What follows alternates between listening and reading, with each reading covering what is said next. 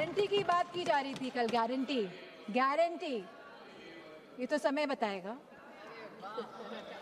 ये तो गारंटी की बात कर रहे थे। बताइए, आपने गारंटी नहीं दी थी कि आप आय दुगनी करेंगे हमारे किसान भाइयों की? क्या आपने गारंटी नहीं दी थी आप 1 पेंशन लेकर आएंगे हमारे नौजवानों के लिए जो शहीद होते हैं? क्या आपने गारंटी नहीं दी थी कि आप 2 करोड़ लोगों को नौकरी देंगे? क्या आपने गारंटी नहीं दी थी कि आप मुफ्त सिलेंडर देंगे? क्या आप यूपी में गारंटी देके नहीं आए थे कि होली और दिवाली में आप महिलाओं को मुफ्त सिलेंडर देने का कार्य करेंगे? क्या वहाँ के आवारा पशुओं को आप उनकी जो समस्या है उसको सुलझाने का काम करेंगे? आपने नोटबंदी में भी गारंटी दी थी कि आप आतंकवाद को खत्म करेंगे। आप सबसे ज्यादा घटनाएं आतंकवाद की अगर हुई हैं तो भारतीय जनता पार्टी की सरकार के समय हुई है। चाहे वो पुलवामा हो, चाहे वो पहलगाम की घटना हो, चाहे वो नक्सलवादियों की घटनाएं हो, सबसे ज्यादा अगर हमारे जवान शहीद हुए हैं तो भारतीय जनता पार्टी के समय में शहीद हुए हैं।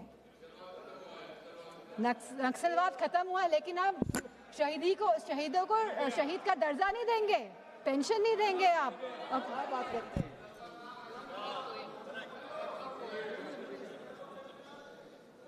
तो मैं केवल ये बात कहना चाहती हूँ कि बचपन में हम सब ने कहानी सुनी थी रेड राइडिंग हुड की।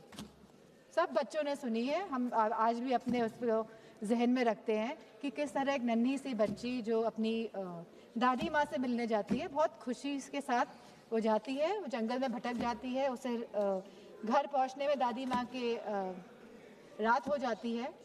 और जब लड़की पहुँचती है तो हम सभी जानते हैं कि दादी माँ तो वहाँ नहीं होती है, लेकिन वहाँ पे कौन होता है, तो ये हम सभी जानते हैं।